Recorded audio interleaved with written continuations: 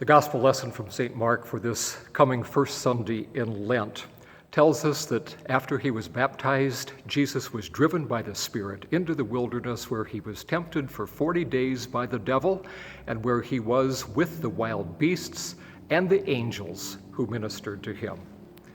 That phrase, driven into the wilderness, reminds me of how I and a friend or friends used to go out into the wilderness such as it was in northeast Iowa in those days, and driven there by our parents, not compelled to go, not forced to go, but enabled to go as they provided the transportation for us, driving us to get there. They drove us to the boat ramp, for instance, where we loaded our gear into our little 14-foot aluminum boat with a 10-horse Johnson motor, and my best friend's 17-foot Alumacraft canoe with a 6-horse Mercury motor, and we would go off to a sandbar for an overnight or 2 nights or 3 nights by ourselves.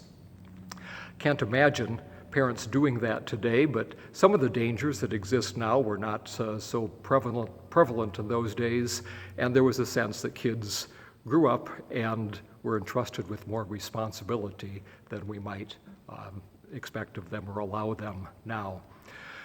We were, I suppose, tempted, but not really so much to sinful things, but stupid things.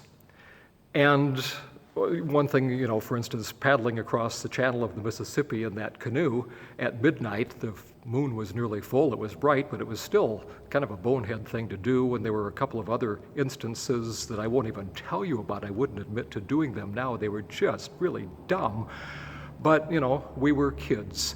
And looking back, a couple of those times, I know that the angels had to be with us and watching over us and guarding us and delivering us.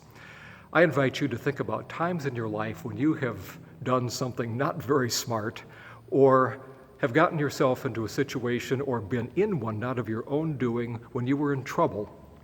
And looking back on it now, you can see that surely God and God's angels must have been watching over you and delivered you. We give thanks for God's watchful care and the help that he sends us when we need it. This is Light for Today.